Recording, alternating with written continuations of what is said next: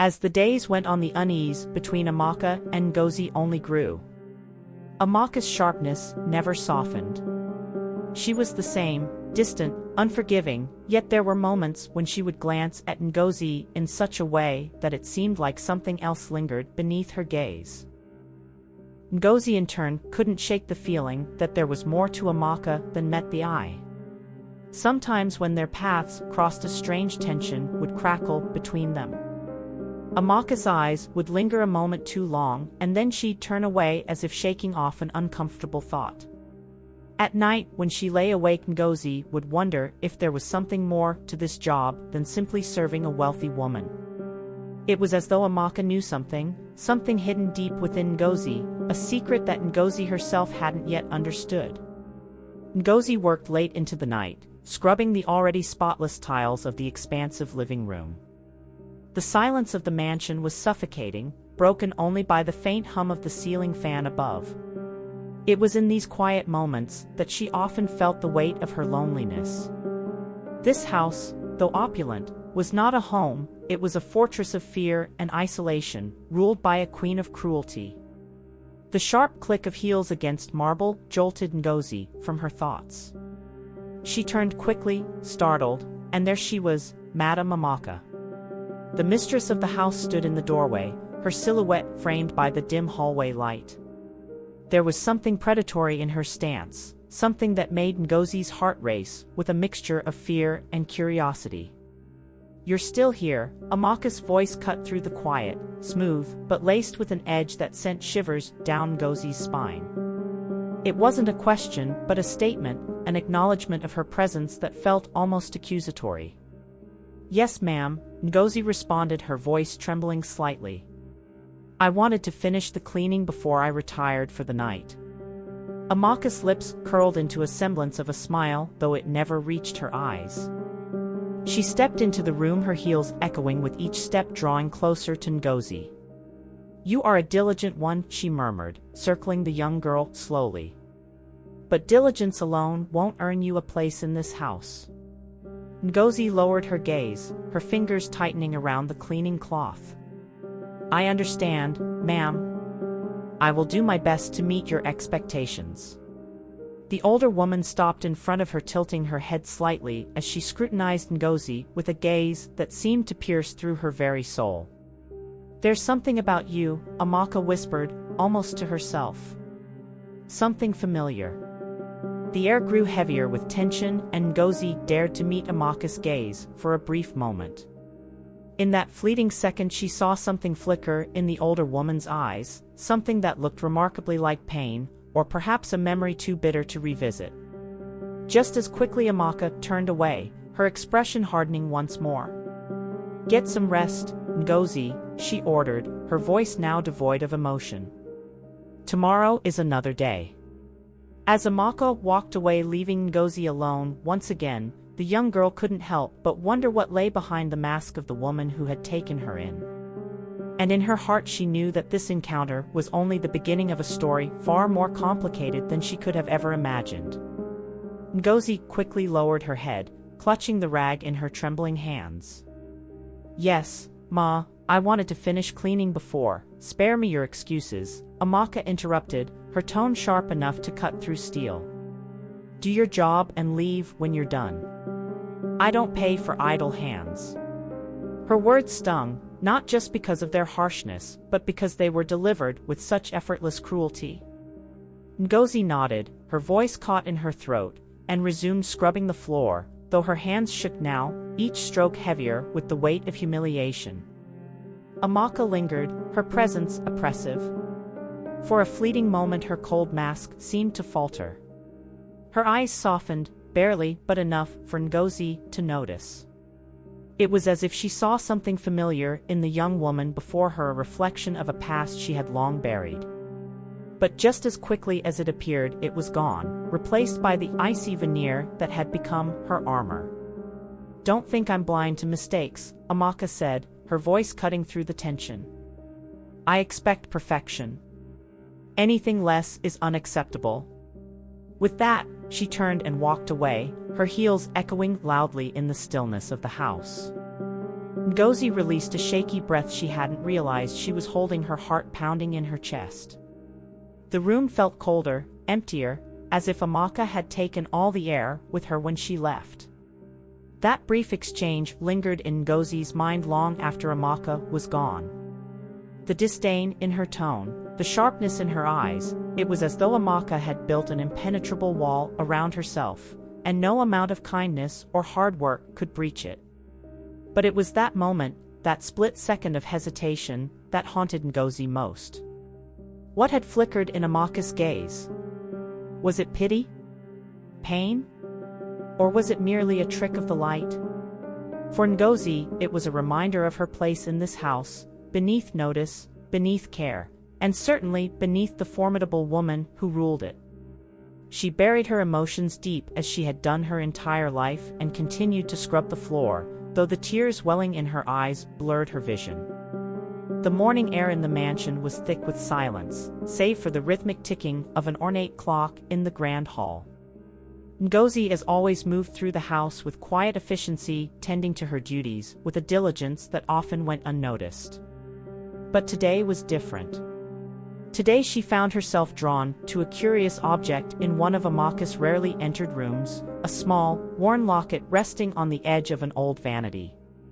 The locket was simple yet captivating, its surface etched with delicate patterns of a rose entwined with thorns. Ngozi held it carefully, her fingers brushing over its cold surface as an inexplicable wave of familiarity washed over her. It felt like a fragment of a story she could not quite recall. "Put that down." Ngozi jumped at the icy voice behind her. She spun around to see Amaka standing in the doorway, her sharp eyes narrowing at the sight of the locket in Ngozi's hand. I was just cleaning," Ngozi stammered, quickly placing the locket back on the vanity. Amaka's gaze lingered on the locket for a moment longer than necessary, her expression hardening. "That is not for you to touch," she said, her tone clipped before turning and walking away. But as she left there was something in her eyes, something distant, pained, and far too human for the cold, impenetrable woman Ngozi had come to know.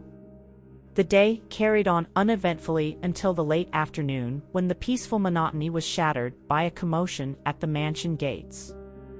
Ngozi hurried to see what was happening, finding a group of guards attempting to chase away the mad woman who often wandered the town, her ragged clothes and tangled hair making her a haunting figure. But today the mad woman was not wandering. She was screaming, "You think you can run from the past, Amaka," she shrieked, her bony fingers pointing toward the mansion. "The child you lost is right here. You hurt her once, will you do it again?" Ngozi froze, her heart pounding as the words hung in the air. The guards eventually pushed the woman away, but her cries echoed long after she was gone. Inside, Amaka stood by the window watching the scene with an expression that shifted between rage and fear. She clenched the edge of the curtain tightly, her knuckles white.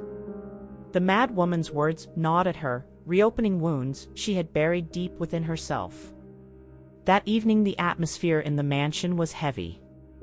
Amaka withdrew to her chambers, leaving Ngozi to manage the household. Her calm yet firm demeanor earned her the quiet respect of the other staff, though she rarely noticed it herself. Later, as Ngozi brought Amaka her evening tea, she noticed how tired and vulnerable her employer seemed. For the first time, Amaka allowed Ngozi to remain in the room as she sipped her tea in silence. "You remind me of someone," Amaka said suddenly, her voice breaking the quiet. Ngozi hesitated, unsure how to respond. I do?" "Yes," Amaka replied, her eyes distant. "But it doesn't matter. Everyone who mattered is gone." Ngozi wanted to ask more, but chose to remain silent. Yet something about the moment felt significant, as though a veil had lifted, if only slightly. 2 weeks later, Amaka fell ill, her strong exterior cracking under the weight of her declining health. The household was thrown into disarray, with staff unsure how to handle the situation. It was Ngozi who stepped up, managing Amaka's care with a quiet strength that surprised everyone. During her illness, Amaka's guard lowered slightly. In her fevered state she muttered things Ngozi couldn't fully understand, fragments of regret, names she didn't recognize, and the repeated phrase, "I'm sorry." Ngozi, sitting by her bedside one night, couldn't help but feel a strange pull toward the woman who had shown her so little kindness. For reasons she couldn't explain, she stayed by Amaka's side, tending to her needs with a care that came from somewhere deep within. As Amaka recovered, she said little about the illness or the moments they shared. But something unspoken lingered between them, a quiet tension that neither could name but both could feel. It was late evening when Ngozi wandered into the library. Amaka had retired to her room, leaving the mansion eerily quiet. As Ngozi dusted the shelves, her hand accidentally brushed against a hidden latch on an old cabinet. A drawer slid open, revealing an assortment of aged keepsakes, photographs, handwritten notes, and, buried beneath it all, a small blanket with delicate embroidery. Ngozi's heart skipped a beat as she unfolded the fabric.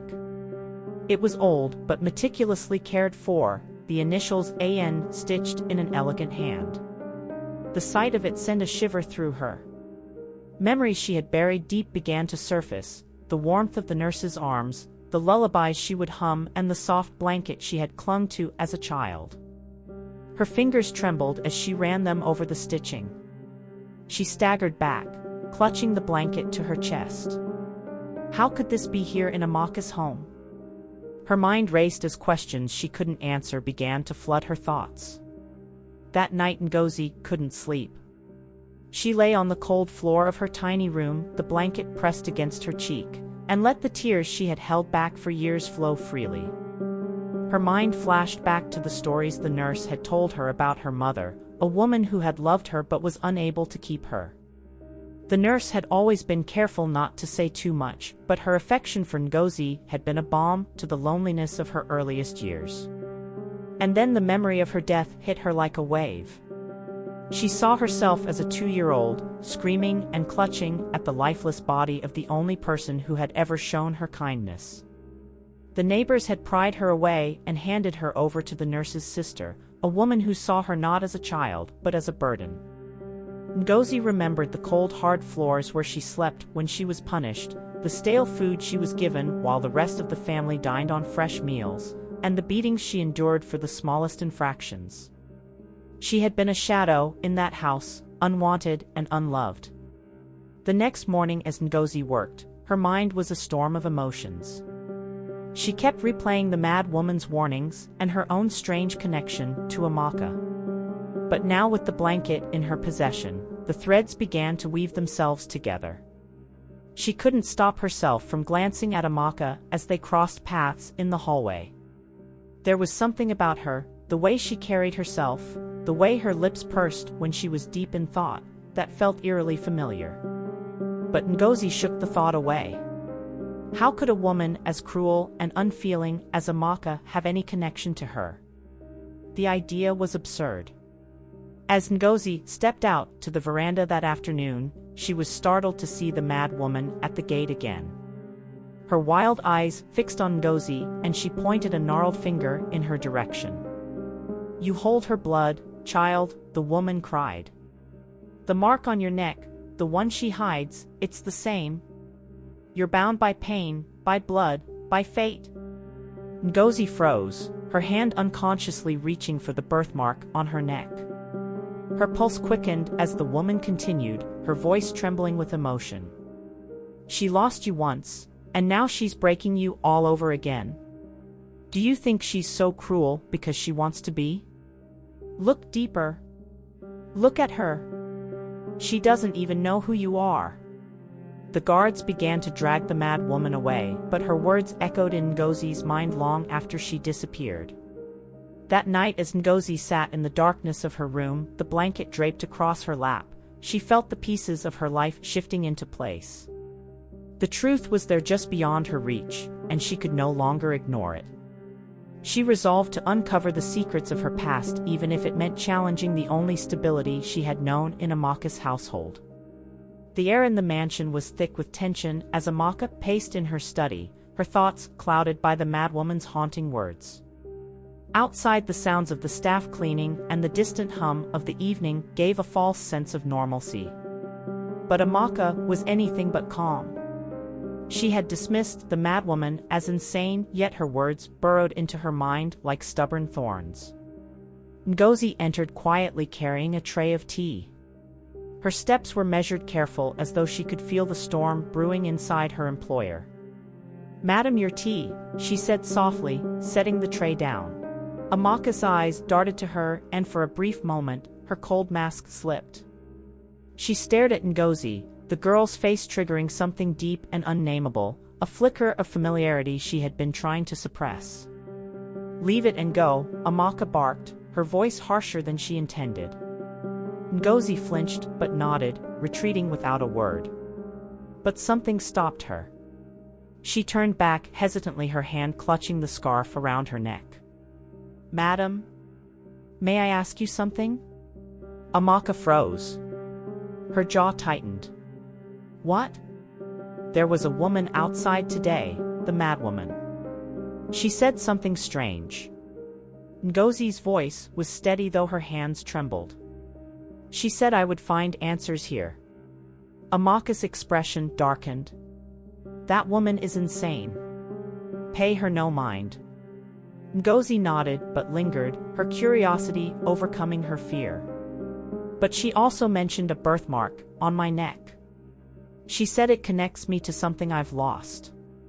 Amaka's heart thundered in her chest. The words felt like an arrow piercing through years of denial and bitterness. "Get out," she said sharply, turning away. But Ngozi didn't move.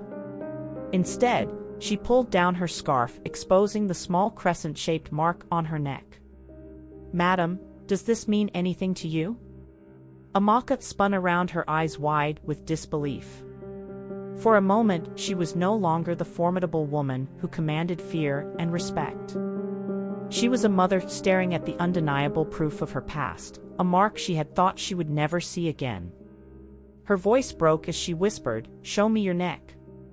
Ngozi, startled by the sudden demand, she hesitated but obeyed. The sight of the birthmark, identical to her own, sent Amaka stumbling backward, her hand clutching her chest as if the revelation had physically struck her. The madwoman's words echoed in her mind, "The child you lost is with you now. You hurt her once, will you do it again?" Tears streamed down Amaka's face, but they were not tears of relief. They were tears of guilt, of anguish, of a truth too heavy to bear. She had spent years building walls, burying her pain under cruelty and power, only to discover that the very person she had tormented was her own flesh and blood. Ngozi stared at her, confused and frightened by Amaka's reaction. "Madam, what's wrong? Do you know something about me?" But Amaka couldn't answer. The weight of the moment was too much. She sank into a chair, her face buried in her hands as the memories she had tried to suppress came flooding back, the baby she had held for only a moment before it was taken from her, the lies, the betrayal, the years of bitterness. "Leave me," Amaka whispered hoarsely, her voice trembling. "Just leave me." Ngozi hesitated, her heart pounding, before turning and leaving the room. Outside, she leaned against the wall, trying to make sense of what had just happened. She touched the birthmark on her neck, her mind racing with questions. Inside the study, Amaka sat in silence, her tears soaking the floor as she whispered to herself, "What have I done?" Amaka paced her room, her steps echoing in the hollow mansion. The revelation of Ngozi's birthmark had shattered her carefully constructed walls. It was the same mark she had cursed and mourned, the mark of a child she thought lost forever. Her mind churned with a storm of emotions, guilt, fear, and a small, flickering hope that perhaps fate had given her a second chance. But how could she face Ngozi now? How could she undo the years of cruelty she had inflicted? Meanwhile, Ngozi sat in her small room, staring at her reflection in the cracked mirror. Her fingers absently traced the birthmark on her neck. Amaka's reaction earlier haunted her. Why had her employer, who never showed emotion, been so visibly shaken? The answer lay with the madwoman. With determination, Ngozi left the mansion, clutching the scarf tightly around her neck. The streets were quieter now, the whispers of night settling over Nkata. She found the madwoman sitting by a fire, her matted hair haloed by the flickering light. "You again?" the madwoman rasped, her eyes gleaming with an unsettling clarity. "I need answers," Ngozi said, her voice steady despite her pounding heart. "You said something about me, and her. What did you mean?" The madwoman chuckled, a sound both bitter and sorrowful. "Do you believe in fate, child? Do you believe that the sins of the past can come knocking at your door demanding justice? I don't care about riddles. Tell me the truth." The madwoman sighed deeply, her demeanor softening. She told a tale of a young girl tricked and betrayed by those she trusted and robbed of her child. She spoke of the infant taken away, not killed, but given to a kind-hearted nurse who couldn't bear to see her perish. "And that child?" Ngozi's voice quivered. The madwoman reached out her bony finger pointing at Ngozi's neck. "You already know, don't you?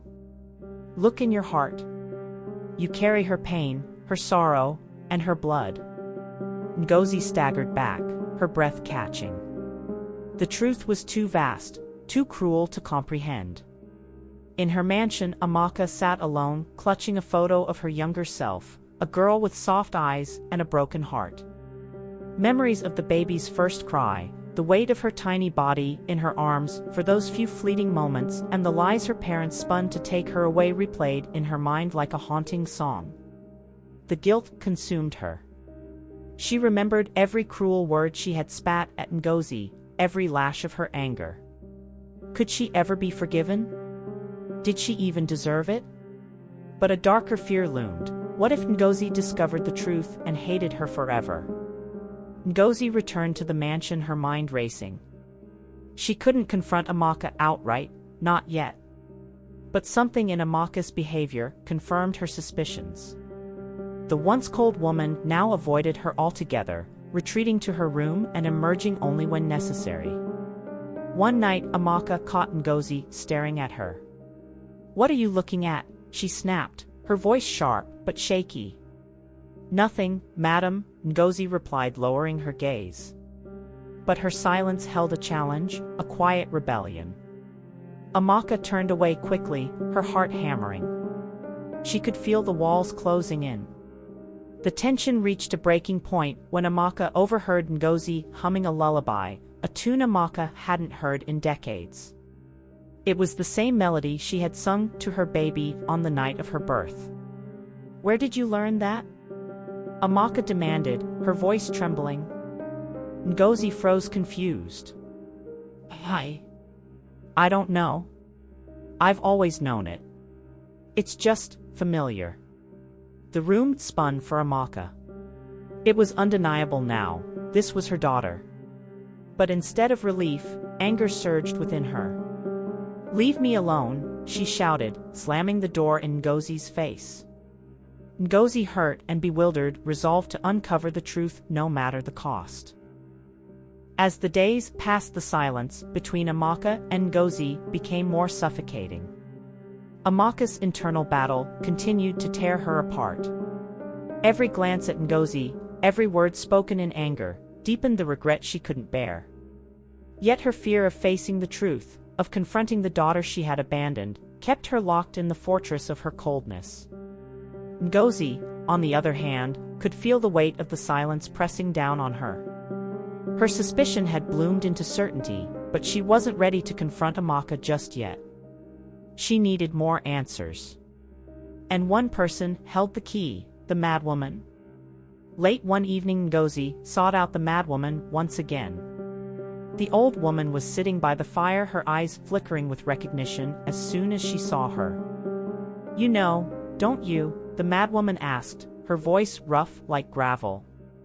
"I know you're hiding something," Ngozi replied, her hands trembling. "I need to understand. I need to know who I really am." The madwoman studied her for a long moment before speaking softly. "Your heart knows the truth, child. You feel it in your bones, in your blood.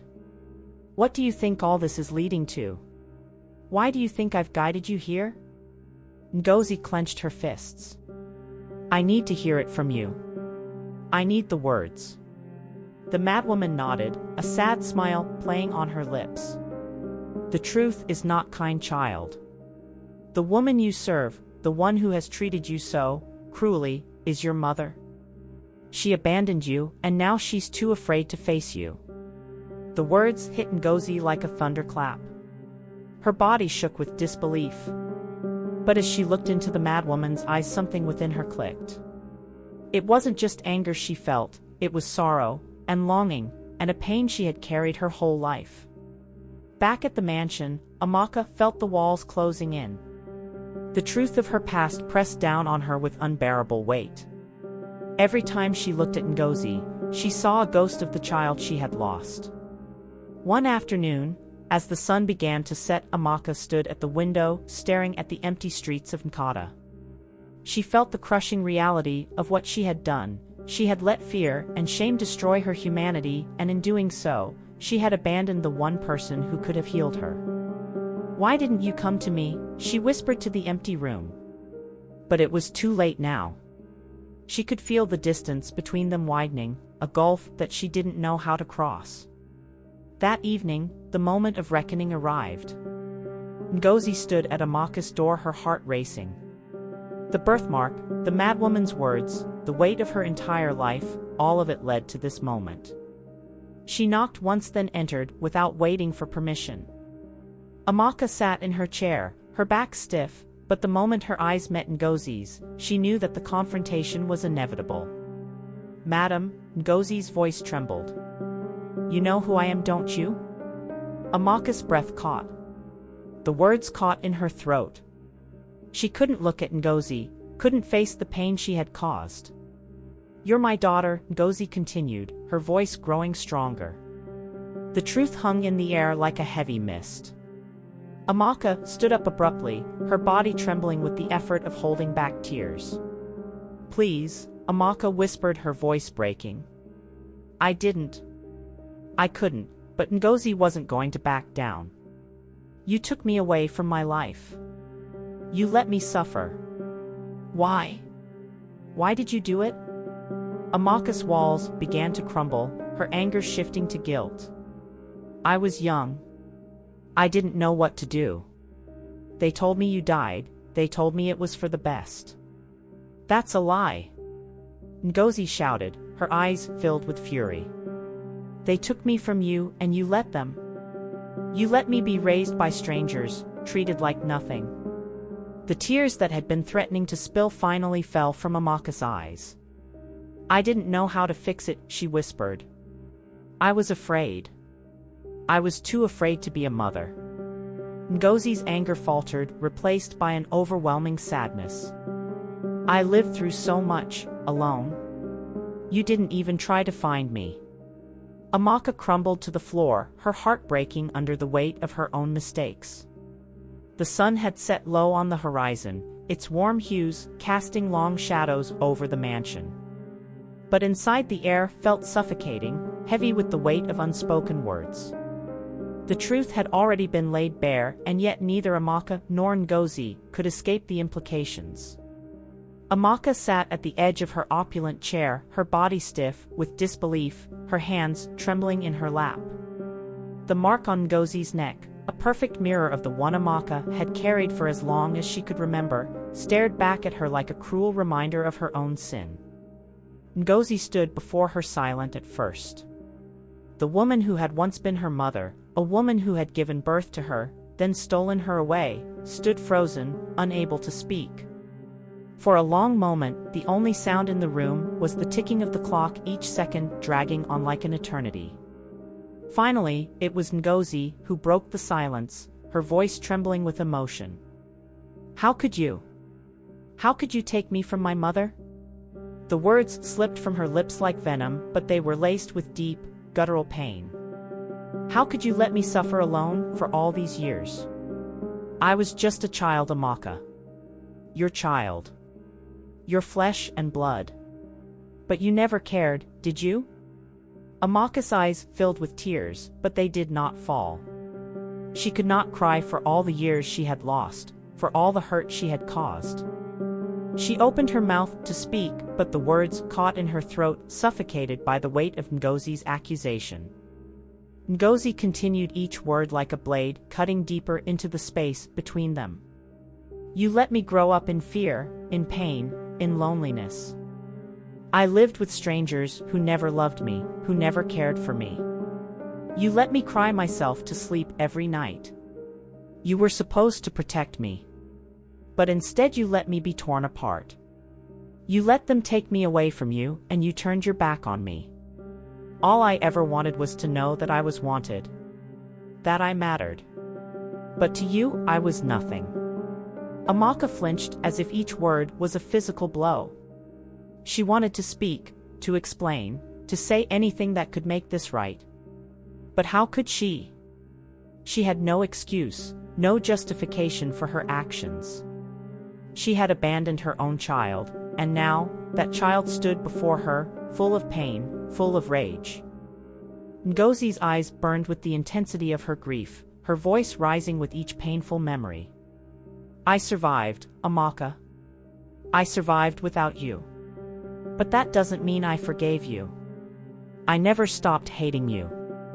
I never stopped wondering why you didn't love me enough to keep me. Why? A deep guttural sob broke from Amaka's chest, the dam finally cracking. I didn't know. I didn't know you were mine. They told me you were dead. They took you from me. They told me you were gone, and I believed them. I didn't know how to find you. I didn't know what to do. I was so lost. Amaka's voice wavered, and for the first time in years, she let herself feel the agony of her own loss. The anger, the bitterness that had consumed her for so long, crumbled beneath the weight of the truth. Ngozi stared at her, her expression unreadable. The years of pain and hurt were too much for her to bear, but something in her eyes softened just for a moment. There was no forgiveness in her gaze, not yet, but there was something else. A flicker of understanding. Of sorrow shared. You still don't understand, do you? Ngozi said, her voice quieter now. You don't know what it was like. But maybe, just maybe, you can try to understand. If you really want to make it right, you can't just say you're sorry. You need to show me. You need to show me that you see me. That you know me. That I'm more than just someone you abandoned. I am your daughter, Amaka. And you can't erase that. You can't just pretend it never happened. For a moment, silence hung between them, thick and suffocating. Then slowly Amaka rose from her chair, her knees weak beneath her. She walked toward Ngozi, every step an act of humility, of surrender. She stood in front of her daughter, looking into her eyes, for the first time, with the recognition of what she had lost. She opened her arms, hesitating, unsure of whether Ngozi would embrace her or push her away. But then, to her surprise, Ngozi stepped forward, closing the space between them. They stood face to face, inches apart, the years of pain and regret pressing down on them both. I can't undo what I did, Amaka whispered, her voice hoarse. But I will spend every day trying to be the mother you deserve. I'll prove it to you. I'll make it right. Ngozi did not speak at first. She looked at Amaka with tear-streaked cheeks, her heart a whirlwind of conflicting emotions. But then quietly, she nodded. I'll try, she whispered. I'll try to believe you. In that moment, everything seemed to shift. The years of bitterness, of betrayal, were still there, but now there was something new, a glimmer of hope. A glimmer that maybe, just maybe, they could rebuild what had been broken. Weeks passed, and the mansion, which was once a cold and empty place, began to feel different. Amaka worked tirelessly to show Ngozi that she was not the woman she had once been.